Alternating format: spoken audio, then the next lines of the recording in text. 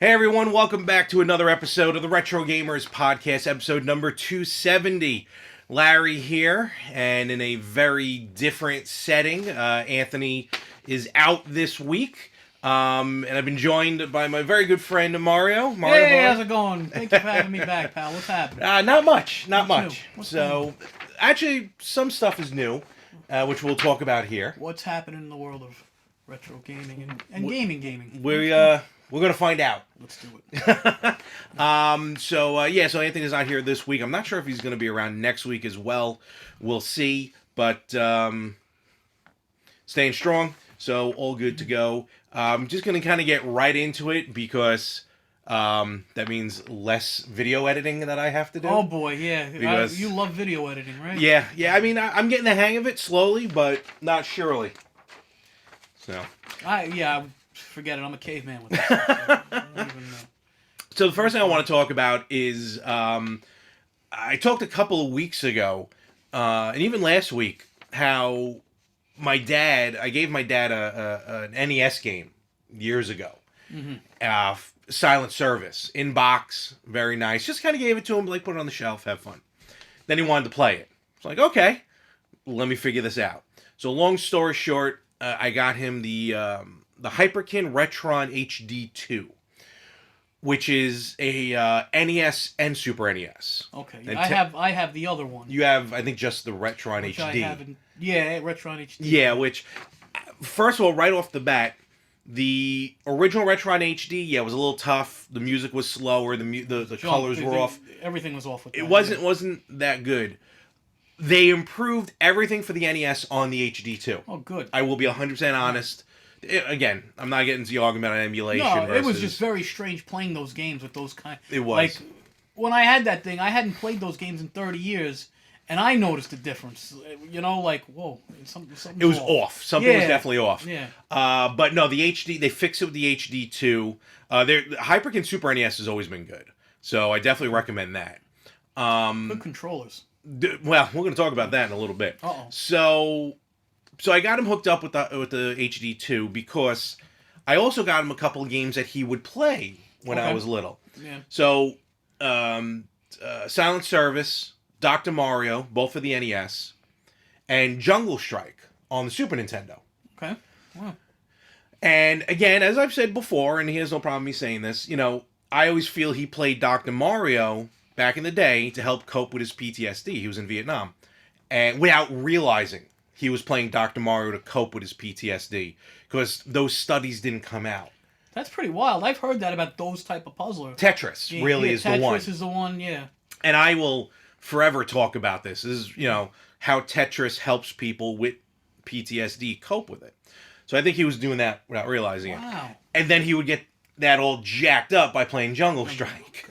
But in any event, I'm here to report that he absolutely loves this NES and Super NES hookup. Oh, cool. He's playing Silent Service.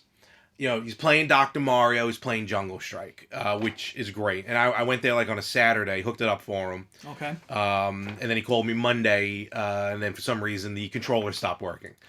The NES controller. I've never heard of this happening. Basically what happened was the D-pad stopped working. It could have just been that particular. Yeah, like everything else worked. Controller. But the D-pad was just faulty. I guess so. When but the Super NES was working fine, like the Super NES version, because there's 2 controller ports for each system. Okay. So when I got out there, it was very odd. D-pad definitely wasn't working. Everything else was. I brought another controller with me, Hyperkin. Okay. So that's working. So he has it. And I've emailed Hyperkin. I emailed them over the weekend, so they're not gonna. It's gonna be a little while for them to get back to me. But it was weird because when I plugged in, like, the controller would work, but then I'd go to plug in the faulty controller into port 2 just to see how it's about. It would it would knock out the first controller. And then the first controller would stop working until I unplugged it. It was very odd. I'm trying to remember if I had a similar issue. Tell me if this happened as well. When I plug in the second controller, when you hear this hum from the television when you plug in the second controller. That don't sound. Yeah, no, it was all sorts of weird. So I think when I had both controllers in my Retron, the first one would just get buggy, and Mario or whoever it was, he would jump around without me touching anything. And then when if I, it was just weird buggy stuff. Yeah. Like So it's boxed away. I'm not doing anything with it, obviously. But since then, like I said, I gave him a different Hyperkin controller. Actually, those regular ones that we have. Okay. And it's working great, so he's back playing that. And it's funny because I'm like play these games to, like I said, Dr. Mario to calm him down and everything. And then we were playing Jungle Strike, and I forgot on the game over screen on Jungle Strike, it's a down helicopter with 2 GIs outside the helicopter. I'm like, Slight oversight. You gonna be good with this? He's like, yeah, I'll be fine. I'm like, okay. All right, just checking. Mm-hmm. So, I remember those Strike games: Jungle Strike, Desert Strike. Yeah. What was the other one? There was like 3 or 4 of them, weren't there? We're going to talk about that in a little bit as well. I like how you've read the notes here. So status update. He's got it going, working. Mm-hmm. He's loving it, and I'm just happy that he's enjoying it.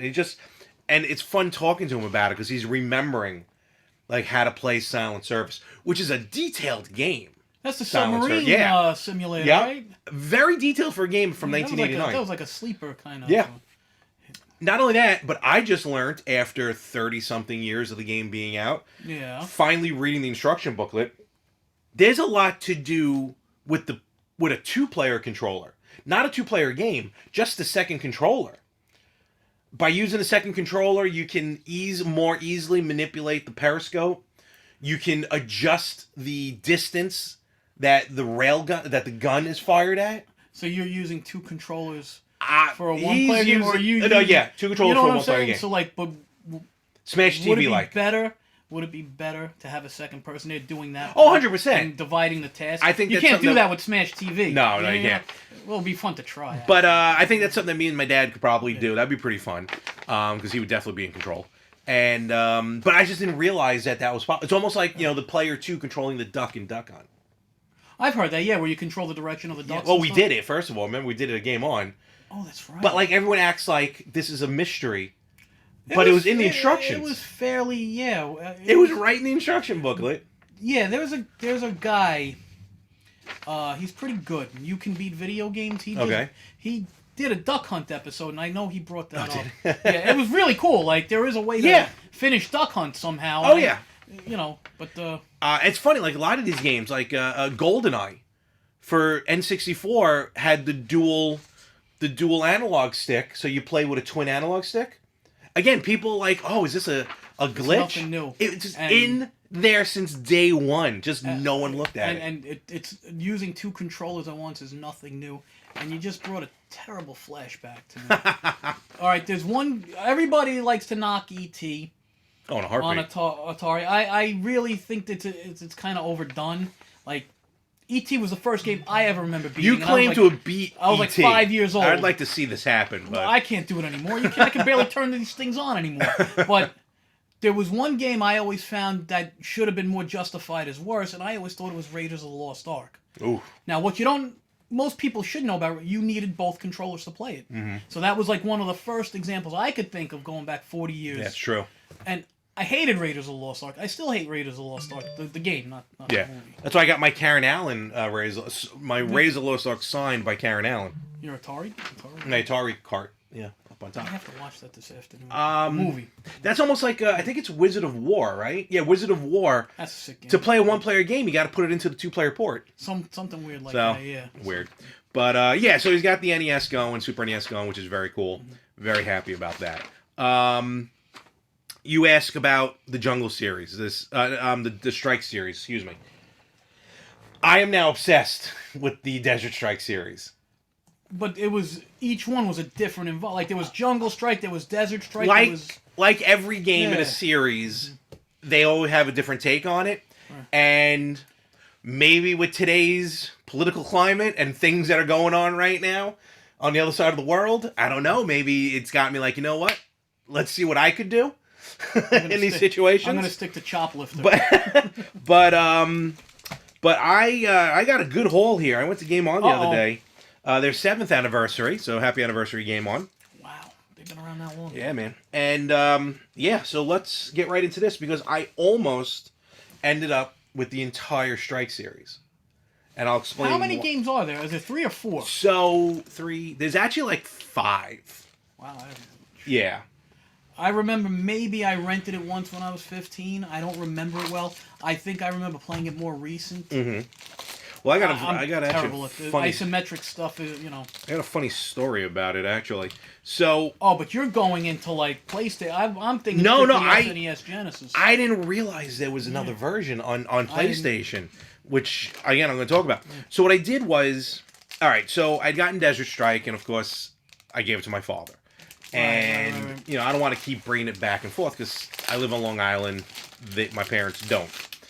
So I'm like, all right, let me get myself a copy of Desert Strike. Actually, this is a nicer version. I might give this one to him, and I'll take the other one because it's a little crappier looking. Okay.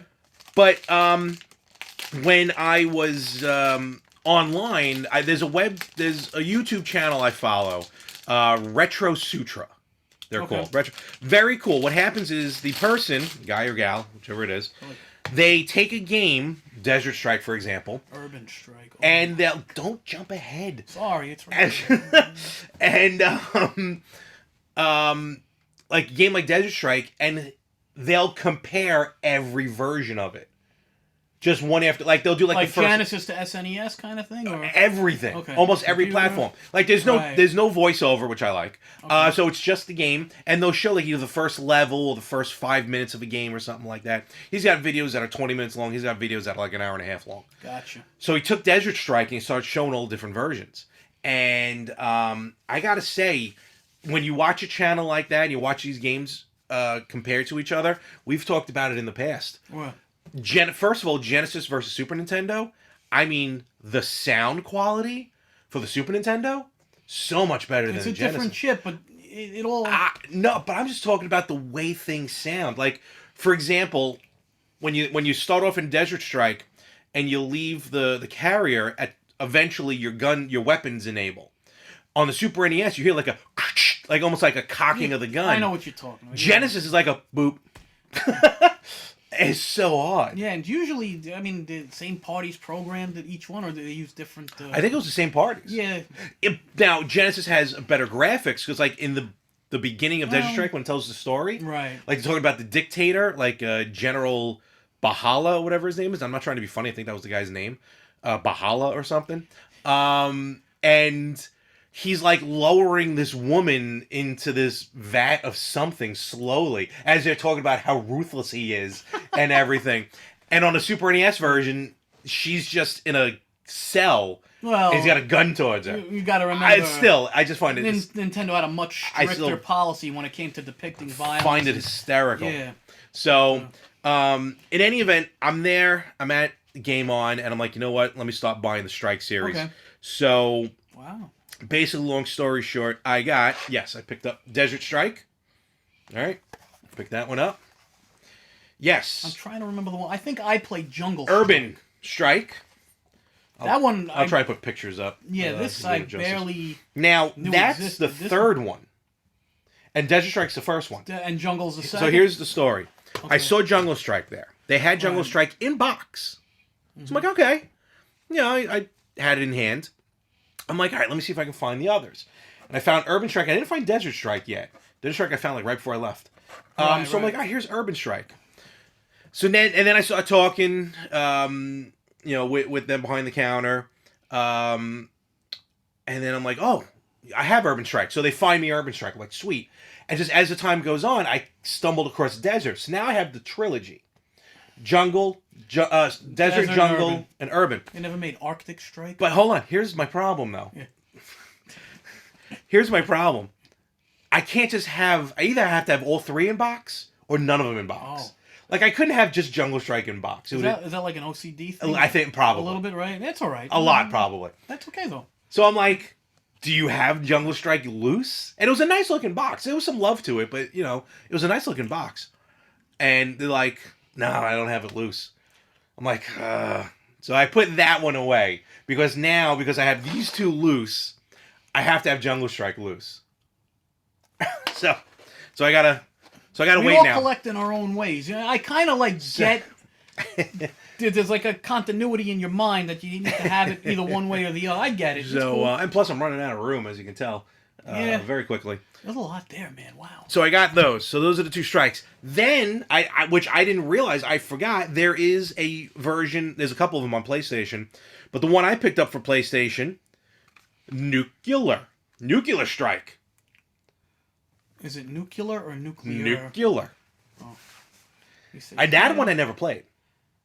I tell you what, I may have vaguely remembered this at one time, but this is the first time I'm kind Now, I don't know where that is in the series, because a couple weeks ago, and this I think I showed off. Have you tried this? No, I literally bought these yesterday. I haven't played this one yet. This one I've been playing, which very fitting for the time that we're currently in right now. Yeah. Soviet Strike, and this one's on the Saturn. Soviet Strike. Now, is this I don't know which one. No, they're all from EA. Right, okay. So, I'm just kind of curious. Like, this seems like... Have you played these? I've been playing Soviet. How would you compare the mechanics of, like, the 16-bit games to these?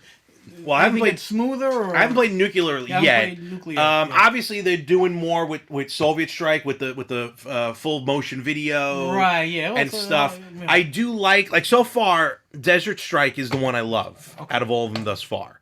They generally the play mechanics are the same. That isometric kind of. Somehow, Urban Strike is rated K to A. I'm kind of shocked at that. I'm just thinking. You know how we have all these modded games today. Oh yeah. This would be ideal for something like that. Like I made a joke, Arctic Strike. Well, you could have Tundra Strike, Martian Strike. Totally. Like you could kind of do something with this, and it would probably be a lot of fun. Nuclear Strike is the sequel to Soviet Strike. Okay, so that's how that goes. That sounds promising. Alrighty. So in any event, now I'm working on the Strike series. Okay.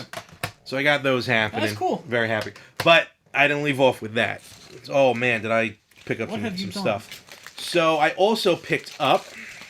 I want to just take some of these out of the wrappers. Sometimes you just gotta own. A lot of SNES, huh? A lot, yeah. SNES. Super NES. I'll kick you out if you say SNES. Oh, I say SNES. Yeah, or SNES is fine.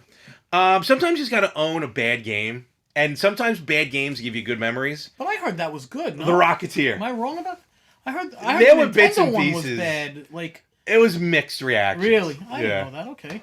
That has a good score, though, no? Like it does, I think. Yes, that it does. See, one thing with the SNES, when they did the movie adaptation games, like, they tended to get a really nice translation of the score. Like, Batman Returns from Konami. Yes. That was awesome, because they used the actual Danny Elfman score.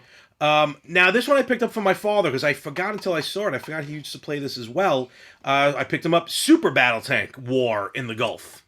So now he can strike by land and by air. That's awesome. And with that submarine game.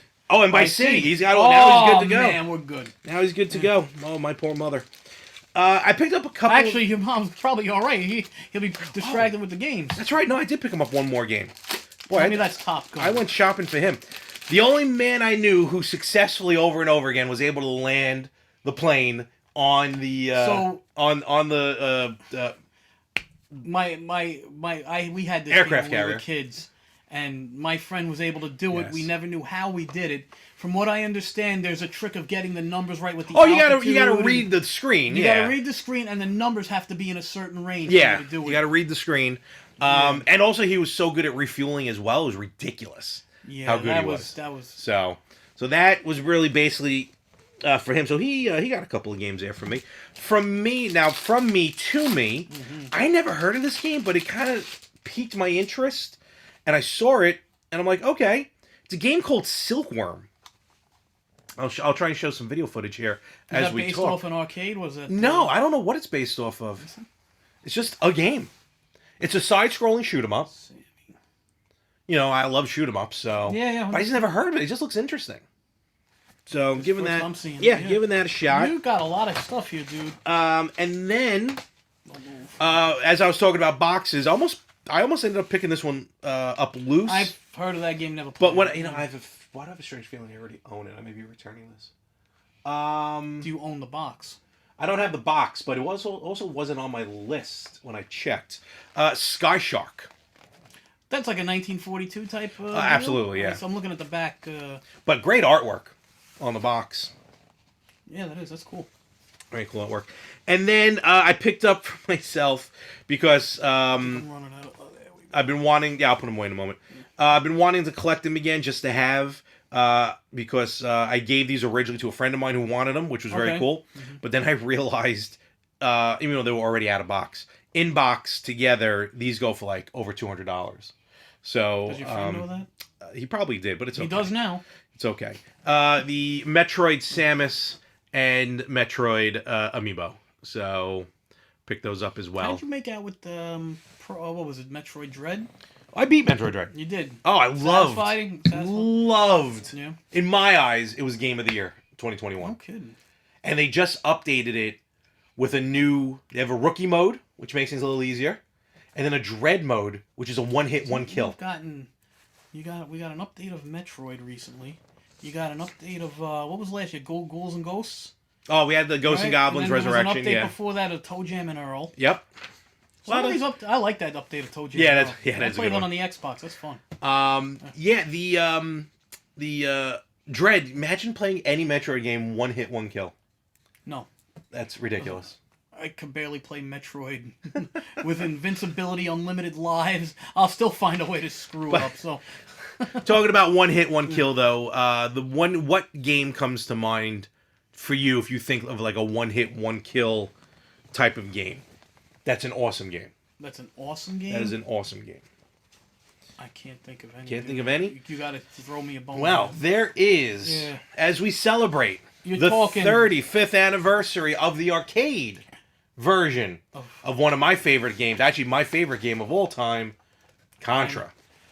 You know, the problem is, when you say one hit, one kill, I immediately think up, up, down, left, right. Well, that 30 lives. So and I'll bring you Contra. Yeah. Well, that's still one hit, one kill. It is, but it's 30 lives. So. Yes, recently, Contra, the arcade game, just celebrated its 35th anniversary. And now, granted, I'm much more of a fan of the NES version. Most people are. And I never played the arcade version originally. There was never one near me that had Contra, the arcade game. I grew up in Westbury. We used to go to Adventureland in Farmingdale, and they had a real arcade back then, and they had the arcade. Oh, I had real arcades by me. They just never had They had Contra. Contra was one of the games they had. So I think I probably played it around the same time the NES version came around. So you just notice the difference in graphics, and it's a little slower in the arcade. A little slower, and I don't know if that's the extra animation frames, because it's probably it's more of a vertical screen. You know what I mean? Like the screen's a little more vertical. Yeah, the aspect ratio was obviously looks totally different. But you can get the arcade game now. It's on the Contra Collection, exactly. I'm in agreement with you. I think the NES is superior. Absolutely. It's just a better pace. To say though, and I think the Contra game the NES game came out maybe a year or two after, or a couple. Well, 35. What is 35, that? 22. So I think 87. Okay, so and I think we got Contra like 88. Yeah, 88, 89. Yeah. So totally ripping off Predator and Stallone. Yeah, it was supposed to be Dutch and Rambo. Yeah, basically. Yeah. But that game, it's amazing how that one game just spawned this legacy of Contra. Again, my favorite games, the very first game I ever truly beat. Granted, 30 lives, but I was like 10 or 9. Was Contra, right? That's cool. Super C, one of the best games of all time, in my opinion, on the Super Nintendo. Both Contra games were excellent on there. There's other Contra games. Oh, no, there are others. They weren't that good. But, it was funny how Super C always got the re-releases for a while when Virtual Consoles came about, and you never really saw Contra. Did it have to do with the name Contra? I thought so, but I don't know. So much time they went right passed. to Contra 3, the Alien Wars. They did. When Super C came out, the whole Contra... The Iran-Contra affair. That's why they named it Super C. Yeah. But, still, Operation C on Game Boy. You're right, Contra 3 on Super Nintendo. Contra Hardcore on Genesis. Their actual Genesis involvement, it sure is. Yeah. Fun fact on that one, the Japanese version of Contra Hardcore does have a life bar. It should. And then some of the PlayStation versions were good. PS2 games were good. That recent one, Rogue Corp, I wasn't crazy about. Contra Rogue Corp. Not Honestly, happy I'm with in it. the Stone Age with this stuff. It's for me. It was always the arcade Contras, Contra and Super Contra, the NES Contras. I played the Alien Wars, the Genesis, and that was it. Okay. That was it. Never really the Yeah, Game me too. Boy, And never got involved with the PlayStation. I played Contra-esque games, like Midnight Resistance is a clear homage to Contra. Yes. There was I think on PS1 this game called Rage or something like that. There was like a nice, Okay. it was a 2.5D kind of Contra-ish game. Okay. It wasn't great, but It did lead to a lot of good stuff. Gunstar Heroes you can argue is Contras. I would say something you're gonna bring up, but I don't want to spoil it. So you could keep going with it. Okay. So great series. Happy birthday, Contra. Wow. I'm very happy for it. So Feeling very old. yes, we all do, right? Yeah. All right. I mean, have you played anything lately? My current list of anything that I play very sparingly. You know that. Like it's kind of like when I'm home on a weekend, if I'm not reading a book or watching a stupid show, I'll throw the Xbox on. I have a couple of games on emulation. So in the retro territory, but another remake, Alex Kidd, I've been playing. Oh, they're coming out with a collection of Alex Kidd games? No kidding. Yep. I think I don't know if Limited Run's doing it or Strictly Limited. One of them is. I had which will probably come out digitally. Miracle World on Master System, which was okay. I was 7, 8 years old. I don't remember, and and I also had the Enchanted Castle, which was vastly inferior. But it was a game I beat, so I was kind of happy with that. But they have Alex Kidd DX, which is like another new Ghouls and Ghosts remake kind of. It's pretty cool. I actually like the upgraded version better. So I dabble with that every now and then. I had when I had a PS3, I had bought for $5 the Poor Man's God of War, which was THQ's Conan. Yes. And it's very amusing because Ron Perlman voices Conan in it, and it's basically exactly what I said. It's a poor man's. It's the bargain bin God of War. I bought it for like $5. It's a hack and slash type game. It's a lot of it's fun. It's stupid, and I mess with that. And believe it or not, I've been dabbling in BioShock. Okay. I played BioShock when it was on the PlayStation. Yeah. Back then, I had beaten it. Going back to it all these years later, I'm pretty clueless as to what I'm doing. I don't have the reflex. I just suck. Sorry, but it's fun. I'm having fun with it, and it's an insane game. Yeah, I've never really dipped into BioShock too much. And the Street Fighter Anniversary. Yes. And Street Fighter 4. I always play. I never messed with Street Fighter 5. I wasn't very impressed with this. But there's nothing to see. So for people freaking out about Street Fighter 6 right now. Yeah, they announced Street Fighter 6. They didn't show anything. They just it's just a teaser. But it's going to be in the next. First of all, it's an arcade. Yeah. It's going to be an arcade game. It'll probably be available at home, and it's just going to take advantage of the graphics that are available. Yeah, I mean, my Street Fighter days are long gone. Yeah. So when I play Anniversary, I don't go with 2. I don't go with Alpha. I do have a soft spot for 3. I'm trying to play Street Fighter 1. Okay. Because it's virtually unplayable. I can't pull a special move off to save my life. There's really no strategy to it. You know? Karate Champ has more strategy to it. But there's just something about it that makes me want to try to be good at it. Yeah. And I'm failing considerably, so I'm having fun. But that's where I'm at with any playing I'm doing right now. Well, lucky for you, there's a new Capcom collection that was just announced recently. Yeah, we were talking I want to touch this. on. Yeah. It's a fighting collection because Capcom had some good fighters. Had some great fighters actually. It's the Capcom Fighting Collection, as it's called. 3, 4, 5, 6, 7, 8, 9, 10 games coming out later this year. I'm just gonna run through them real quick.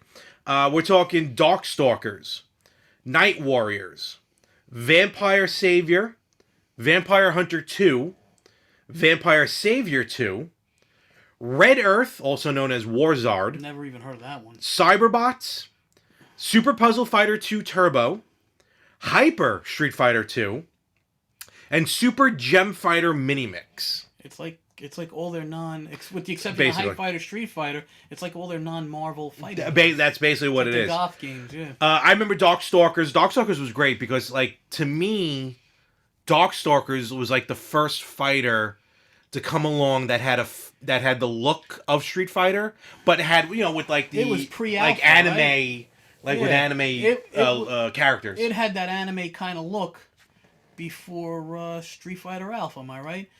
Now, did X-Men come before that, though? I'm not sure of the timeline. The fighting X-Men, obviously. No, I know what you're talking about. I'm not sure of the timeline. But, I thought Darkstalkers may have been the first of its kind, but I'm kind of wondering if I played X-Men before that. I'm kind of like, I only played Darkstalkers once or twice. I remember they had a Darkstalkers they brought, like, to the beach club we used to go to when I was little. Right. They brought in a Darkstalkers, like, oh, what is this? Like, these characters I've never heard of. Yeah, but it was very cool to play. We got a collection of great games. Cyberbots have been on a few collections already. Okay. That's a good one. Super Puzzle Fighter 2 Turbo is exactly what it is. It's a puzzler. Yeah. Akin to almost like Columns, Dr. Robotnik's Mean Bean Machine, stuff like that. But has Street Fighter people with it. Hyper Street Fighter 2 was just Street Fighter on crack, essentially. Yeah, that was common, yeah. And some of the other ones I never played, like the Savior series, Super Gem Fighter Mini Mix, never played. But what's interesting is, for those of you who like stuff like this, the game Red Earth, or Warzard... See, that one I never heard of. Never released on a home console. Game came out in 1996, so this is the first time we're going to get it on a home console. Again, I'm unfamiliar with it. Yeah. But this collection looks really cool. Is it on your radar? Or is it it's absolutely going to be. Something like this, absolutely on the radar. Yes. The Immortal. That was another game I've been playing. The Immortal. Isometric in the tradition of... okay. Yeah, that's a tough game. That's a very tough game. I haven't really been playing much. I mean, I got the Xbox and the PlayStation. Oh, I downloaded on PlayStation that mountain biking game that you have on Xbox. My daughter likes that, yeah. Yeah, I can't even get through the first She got pretty far, and it relaxes her. I'm terrible with it. Yeah, I'm terrible at everything, so don't worry. I also downloaded a game. It's a free-to-play game. It's on the consoles. Okay. Asphalt 9 Legends. It's a racing game. I'll look for it. Again, free-to-play. Right. I had it on my Nintendo Switch. I just downloaded it because it was free. But I never played it. I went to my cousin's, and just on a whim, we're like, oh, here's a free game. Let's download it. Sure. The game is phenomenal. It's so much fun to play. So, real cars, real music. Nice. Again, free. Tons of stuff to unlock. So I'll be doing that in my spare time. Very cool. And speaking of my Switch, as of this recording, it's on its way back. So what was it? Was it a burnt out fan? Is that what? Well, they didn't really give me. They don't tell you the diagnosis, or not full diagnosis, because I told them what the problem was. Right. You know, the fan sounded like it was going to eject itself from the system. That's how loud it was. Okay. But I sent it off, and the thing is, like, when you send it, they'll look into it, and if there's anything else they can fix while they're in there, you know, they'll kind of take care of it. So I don't know if there was anything else. But they said they fixed it. Okay. You know, again, cost me $100 plus tax. $9 to let UPS box it. How many years have you had that Switch? Since day one. That's a day one release. And the Switch is going to be 5 years old in March. I was going to say, is that a common problem after 5 years for that to happen? I don't know. I have no idea. So, because a lot of the people will take it upon themselves to fix it. Right, yeah. And I'm not that savvy. I could have sent it to friends of mine, but no offense to them. Because it's new. Send it to Nintendo. We'll talk with them. Like, if it was like my Dreamcast, yeah, I'll send it to someone to get it fixed. Understood. And clearly my Nintendo's out of warranty. Because they asked me, they're like, give us the serial number. They're like, all right, it's out of warranty. And they're like, when did you buy it? I'm like, I bought it day one. Like, this is a day one system. Now you got another 5 years out. So, yeah, and you know, worst comes to worst, if they couldn't fix it, I would have gotten a new refurbished one. Yeah. So you really can't beat it. And you're right, I have now like a 1 year limited warranty now. Oh, good. Okay, on it. Good. And it's funny that happened because a quick story. When I was at Game On, there was a woman there shopping, and I heard her. So I didn't hear her. The guy behind the counter called me to it, but she asked if they fix Switches there, and they don't really. It's a little too new for them to fix. Sure. She has a Switch Lite, and the battery's not holding its charge. So they were like, oh, well, he, meaning me, just sent it back to Nintendo. And I told her, I'm like, send it back to Nintendo. I'm like, you have one of the Pokemon version Switch Lites. I'm sure it's still under warranty. Yeah. And she was like, oh, okay, thank you. So, you know, hopefully that'd be nice.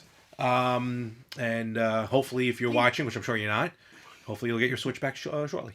There you go. Those guys at Game On, they have a crew that fixes things up in the back, don't Especially the older, yeah, the old stuff, yeah. Stuff. Stay in school, kid. You can learn to do that stuff and make some. And speaking of old stuff, and once I get my Nintendo Switch back, there is a little bit of an update on the Nintendo Switch online games, the N64 collection.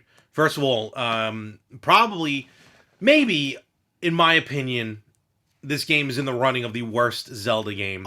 Next to Breath of the Wild. Right now, your buddy Anthony's twitching. Because Breath of the Wild is terrible with Anthony not here. Oh, boy. Oh, my God. Majora's Mask, it just dropped, or will be dropping this week, on Nintendo Switch Online. You're not a fan of these 3DS? No. I love Ocarina of Time.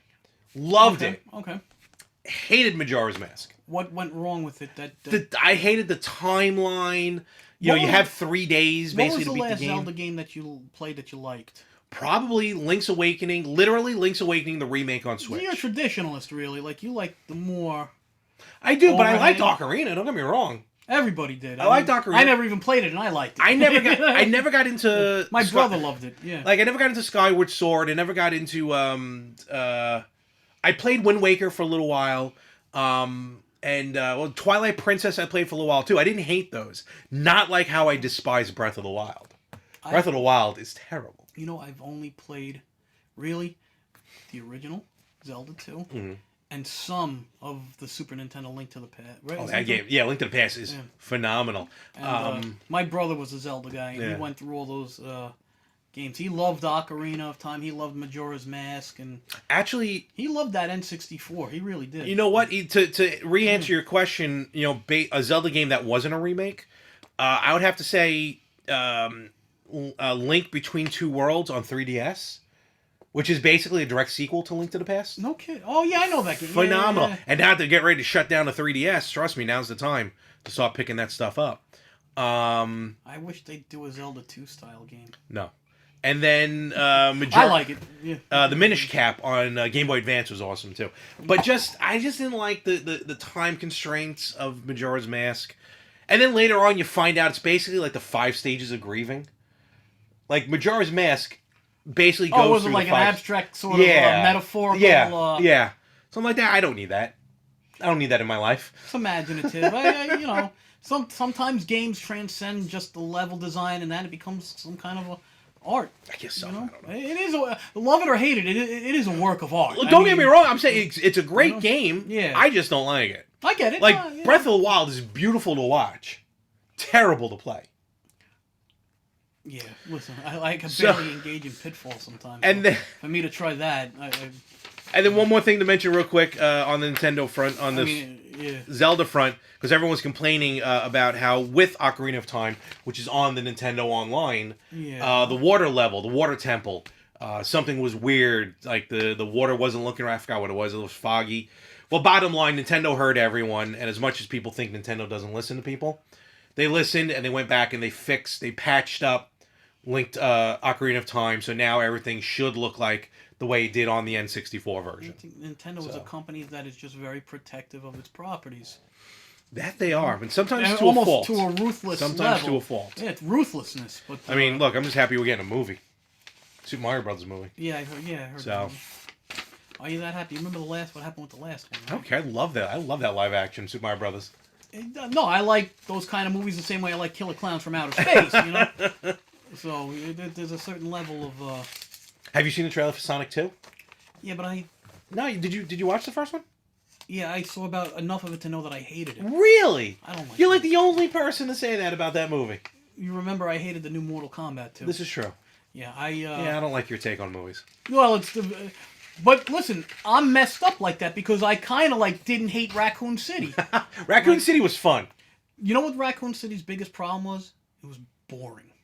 It was slow. It had moments where it was slow. And being that I'm a normie, yeah, you know what I mean? Like, that I have vague memories of Resident Evil 1 and 2. Mm-hmm. What I saw was very faithful, but you talk to the hardcore fans, and I don't blame them. They're like, no, this is not the way it's supposed to be. It should have been 2 movies. And they're probably right.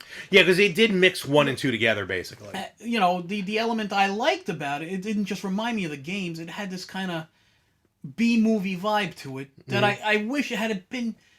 They something in the pacing just was... off, but when I thought it was, all in all, I didn't think it was terrible. Fair enough. But here I am. I hate I really didn't like the new Mortal Kombat at all. I thought that had some great action. It was better than Mortal Kombat Annihilation. But you know, I didn't like Sonic the Hedgehog. What else has been out from the video Sonic. game? I'm so hurt. Did you watch Cuphead on Netflix? I watched the first episode. Yeah, so did I. I have limited experience with that game, right? Because I have it on the Xbox. But it's a fun cartoon. It's a shooter. I never realized it was a shooter. I thought it was like more shooter. Yeah. I thought it was more Super Mario platform. No, so I had never played it up until now. Yeah. And again, you know, even though it looks like an Ed Iwerks cartoon, its shooter roots are kind of in Contra, the run and gun kind of thing, right? And Gunstar Heroes. Basically. I didn't realize that, but it was a very strange cartoon. I like it. It's a fun cartoon. It was less Ed Iwerks and more, I felt like it was kind of more of that Ren and Stimpy early 90s. A little bit. I mean, it's rated TVY7. So I don't even know what that is. It's for, kids 7 and older. Gotcha. So, but no, it's fun. You give it it's a fun watch. Yeah, no, it wasn't unlikable. It was. I saw the first episode. I watched it with my youngest, and we were both kind of like, "This is weird." I guess it's got to be all right. Yeah, right. Other than that, I guess like I said, we'll keep this one short. We'll start to wrap this up. I'm with March. Well, when this drops, it is March. I'm looking forward to. I got Kirby, the new Kirby game coming out, Kirby and the Forgotten Land on the Switch. That's really all I'm kind of looking forward to. I forgot if I asked you because I'm senile. Did you want your power-based converter back? Well, you can keep using it for now. I haven't used it once. I mean, I was actually going to disconnect the Genesis again and plug in the TurboGrafx. Well, if you do that, I'll take because okay. I mean, I'm just going to use it more for this. Like, it'll go in the museum, basically. Right? Yeah, no problem. So, and I got that Reggie Jackson baseball. If you ever want to try it out. Oh yeah, do it. Yeah, I guess I do need to try that. Go ahead. So it's a great baseball game. But yeah, no. Otherwise, just be searching, trying to find some good Saturn games to play. And once I get my Switch back, I'll continue with the Mega Man series. I'm up to the end of Mega Man 4. They had 9 and 10 real cheap on the Xbox recently, and I bought them. Those are so difficult.